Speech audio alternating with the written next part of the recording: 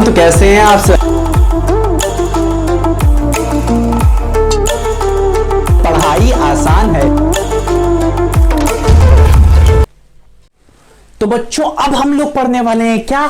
Capacity of a spherical conductor enclosed by earthed क्या concentric spherical shell. इसका मतलब समझिए, अधिकतर बच्चे मतलब नहीं समझ पाते हैं और टॉपिक पढ़ लेते हैं और इसी वजह से एग्जाम में आता है तो कुछ कर ही नहीं पाते हैं। ठीक है, समझ में आ रहा है कि नहीं? तो हम लोग इसका मतलब पहले समझते हैं। हम लोगों ने अभी अभी क्या पढ़ा कि स्फेरिकल अर्थ के बारे में हमने पढ़ा था कुछ, फिर उससे पहले भी एक चीज पढ़ा था कि स्फेरिकल शेल वेल थी, कुछ था जिसका क्या था हमारा, क्या कैपेसिटेंस क्या था हमारा, क्या था 4 पाई एप्सिलॉन नॉट टाइम्स क्या जो डिस्टेंस है अंदर की, यहां पे आर कह लीजिए, ए कर लीजिए, बी कर लीजिए, वो भी ये पढ़ा था। इसका मतलब क्या हुआ, सी इज डायरेक्टली प्रोपोर्शनल टू क्या हो गया मेरे बच्चों, आर हो गया। कैपेसिटेंस क्या होगा, बढ़ेगा घटेगा, वो डिपेंड करता है हमारा क्या, आर पे। ठीक है, हाँ कि ना, समझ में आया कि नहीं?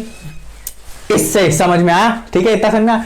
अब देखिए यहां पे हमें कहा गया है, यही जो स्फेरिकल हमने थोड़ा बहुत यूज किया था, हाँ कि ना, मान लेते हैं कोई ये स्फेरिकल हमने बनाया। ठीक है, कुछ स्फेयर दिख रहा है थोड़ा बहुत, हाँ चलिए दिख तो रहा है, थोड़ा सा मैं इसे अच्छे से और बनाता हूं। ठीक है, हाँ बना लिया मैंने।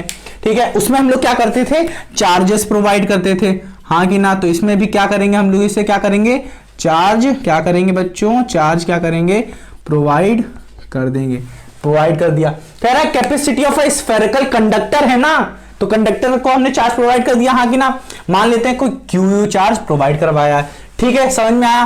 Capacity of a spherical conductor enclose, enclose मतलब कुछ क्लोज होगा, किससे है, स्फेरिकल शेल से है। तो इसी तरीके से क्या होगा हमारा, कुछ कोई स्फेरिकल शेल बनेगा। ठीक है, इसकी रेडियस यहां से लेके यहां तक की मान लेते हैं बच्चा R1 है, हाँ कि ना, और यहां से लेके यहां तक की मान लेते हैं क्या है, R2 है।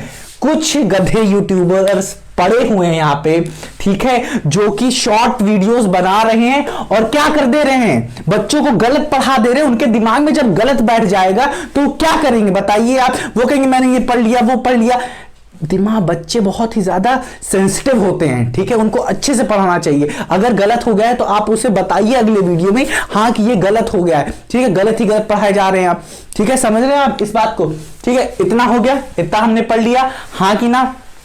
अब देखिए कॉन्सेंट्रिक स्फेरिकल शेल, इतना। अब इसमें एक वर्ड यूज हुआ है अर्थेड, ठीक है, हाँ कि ना, अर्थेड। अर्थेड मतलब क्या, अर्थिंग दी गई है, किसमें दी गई है, इंटीरियर में नहीं, enclose by earthed concentric spherical shell. किसमें दी गई है, इसमें दी गई है। ठीक है, इसमें कुछ क्या किया गया है, इसमें दिया गया है, ऐसे बन नहीं रहा है तो हम लोग ऐसे बनाते हैं, कुछ ऐसे ऐसे बना लो बड़ा बड़ा। अब क्या करो, इसको ऐसे कर दो और इसको ऐसे कर दो, एग्जाम में तो करने को मिलेगा नहीं ऐसे, तो ऐसे आप दिखा दीजिए। समझ में आया कि नहीं, समझ में आया कि नहीं? इसको हमने क्या कर दिया, अर्थेड कर दिया। ठीक है, समझ में आ गया, इतना समझ में आया? तो आपको इतना समझ में आ गया। अब बताइए जब हम लोग इसको क्यू चार्ज प्रोवाइड करेंगे, पॉजिटिव चार्ज प्रोवाइड करेंगे। अच्छा ये बताइए हमें, क्या आपको पता है कि कैपेसिटर में टोटल चार्ज क्या होता है? मैंने बताया था ना, अगर सर जी पूछेंगे, अगर पूछ ले, अगर नहीं होगा तो मारेंगे, हाँ कि ना, बताइए मारेंगे कि नहीं, मारेंगे कि नहीं? ठीक है, हाँ। अब देखिए जो टोटल चार्ज होता है वो क्या होता है, पॉजिटिव चार्ज होगा, अभी यहीं पे यूज होगा। ठीक है, जैसे कि मैंने बताया था आपको, नेगेटिव चार्ज नहीं। ठीक है, कॉन्सेंट्रिक स्फेरिकल शेल। अब देखिए यहां पे मैंने पॉजिटिव चार्ज दिया है, तो इस स्फेरिकल में यहां सब नेगेटिव चार्ज क्रिएट हो जाएंगे। क्या हो जाएंगे, नेगेटिव चार्ज क्रिएट हो जाएंगे, हाँ कि ना, समझ में आ रहा? जो कि क्यू ही होंगे, जो कि यहां पे अंदर, यहां पे क्या होंगे, क्यू ही होंगे। अब जब यहां पे नेगेटिव हो गया तो बाहर कुछ क्या होंगे हमारे, पॉजिटिव क्रिएट हो जाएंगे, हाँ कि ना, समझ में आ रहा है? मैं यहां पे से बना दे रहा हूं। और जब ये यहां पे सब पॉजिटिव क्रिएट हो जाएंगे, तो जब अर्थेंड किया है मैंने, जो मैंने अर्थेंड किया है, इसी वजह से किया है कि ये पॉजिटिव क्या करें, हमारे चले जाएं अर्थ में। समझ में आ रहा है कि नहीं, समझ में आ रहा है कि नहीं, समझ में आ रहा है कि नहीं मेरे प्यारे बच्चों? इतना समझ में आया? अब गिरे हुए कुछ काम होता नहीं, ठीक है, इतना हो गया हमारा, इतना समझ में आया? तो ये थोड़ा बहुत हम मिटा देते हैं, इतना, ठीक है, यहां रहेगा, ठीक है, ये नहीं कि तुमने भी मिटाना शुरू कर दिया। इतना समझ में आया, हाँ कि ना? अब बताइए हमें क्या निकालना है, कैपेसिटेंस निकालना है, कैपेसिटी निकालनी है। तो हमें पता है कैपेसिटेंस का फॉर्मूला होता है क्या, बताइए, चार्ज गिवन बाई वी, हाँ कि ना? हमें पता है चार्ज कितना दिया गया है, क्यों दिया गया है। निकाल क्या सकते हैं हम लोग, पोटेंशियल पहले, ठीक है, पहले क्या करें, पोटेंशियल निकालें। अब हमें पता, हमने पढ़ा था, इसलिए मैं कह रहा हूं आप वीडियोस पढ़ के आइए जो मैं आपको पढ़ा चुका हूं, ठीक है। किसी एक पॉइंट चार्ज से किसी एक पॉइंट ए पे जो पोटेंशियल डेवलप होता है Q/4πε0, ये जो डिस्टेंस है r, ये होता है, ठीक है। मैं जल्दी जल्दी बता दे रहा हूं, अगर आपने नहीं पढ़ा तो उसको पढ़ के आइए, ठीक है। अब नहीं बताऊंगा मैं, बहुत बार बता चुका हूं इस लेक्चर में, ठीक है। टाइम बहुत खर्च होता है बच्चों, बहुत ज्यादा, ठीक है। तो ये हो गया हमारा, क्या होगा, इसकी वजह से इस पॉइंट पे मान लेते हैं कुछ ए वे पॉइंट है, या आपके हिसाब से ओ मान लेते हैं, ठीक है। तो ये कर लेते हैं, तो ये क्या हो जाएगा, Q/4πε0, क्या हो जाएगा, ये R1। इसी वजह से, इसकी वजह से इस पॉइंट पे क्या हो जाएगा, ये हम लोग V पॉजिटिव मान लेते हैं, हाँ कि ना?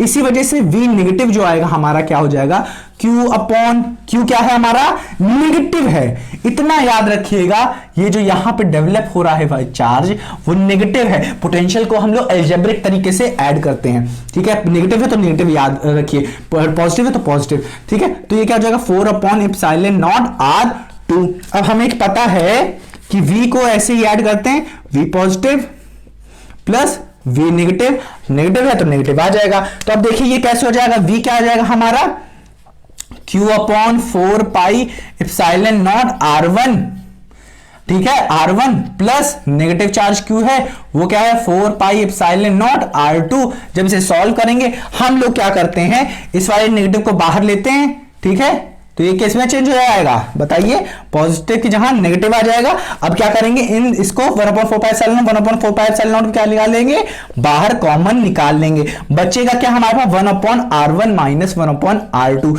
जब इसे सॉल्व करेंगे, एलसीएम आपको आता ही होगा, तो इन दोनों को मल्टीप्लाई करिए, क्या आ जाएगा R1। चलिए हम लोग देख लेते हैं इधर, R1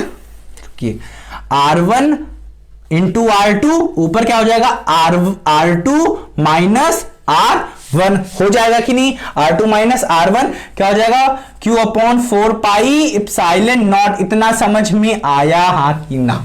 इतना समझ में आया। अब हम लोग क्या करते हैं, थोड़ा इसे रब कर देते हैं, यहां पे थोड़ा हम बताएंगे, ठीक है। इतना समझ में आया। अब हमें पता है Q हमें मिल चुका है, क्यों कह रहे हैं, V मिल चुका है, क्यों नहीं, V मिल चुका है, हाँ कि ना? समझ में आया कि नहीं, हाँ कि ना? बताइए। ये देखिए यहां पे हमने गलती कर दी, क्या नहीं, गलती नहीं, सही किया, ठीक है। इतना समझ में आया, हाँ कि ना? अब क्या करेंगे, हमें पता है C = चार्ज क्या होना चाहिए, पॉजिटिव चार्ज होना चाहिए, ठीक है। कैपेसिटर में पॉजिटिव चार्ज अपॉन V।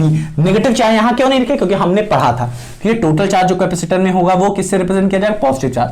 तो V हमारा क्या आ गया है हमारा, Q/4πε0 क्या आया है, R2 minus R1 upon R1 R2, हाँ कि ना? अब हमें पता है जब भी कोई ऐसे लिखी होती है A/B, A अपॉन, एक मिनट की इसे इरेज करते हैं, तो जैसा कि हम लोगों ने पढ़ा हुआ है कि A अपॉन में अगर हम कोई चीज लिखते हैं, ठीक है, A अपॉन कुछ भी ले लेते हैं, जैसे B/C। अगर मैं ऐसा कुछ करता हूं तो हमारा ये क्या लिखा जा सकता है, A डिवाइडेड बाई B/C, हाँ कि ना बच्चों? अब इसको हम लोग कैसे लिख सकते हैं, A into C upon B, हाँ कि ना? C अपॉन B कर सकते हैं कि नहीं, हाँ कि ना? इसी तरह यहां पे भी होगा, देखिए कैसे होगा, क्या होगा, ये वाला क्या होगा, इसमें से हम लोग Q तो काट देंगे, हाँ कि ना? अब नीचे वाला जो पोर्शन होगा वो ऊपर चला जाएगा, हाँ कि ना? और नीचे वाला एज इट इज रहेगा। तो हमारा आंसर क्या आएगा, इसे देखिए क्या आएगा कि C जो होगा वो किसके इक्वल हो जाएगा, 4πε0, आगे क्या है हमारा R1 R2 टाइम्स अपॉन में क्या हमारा है, R2 माइनस R1,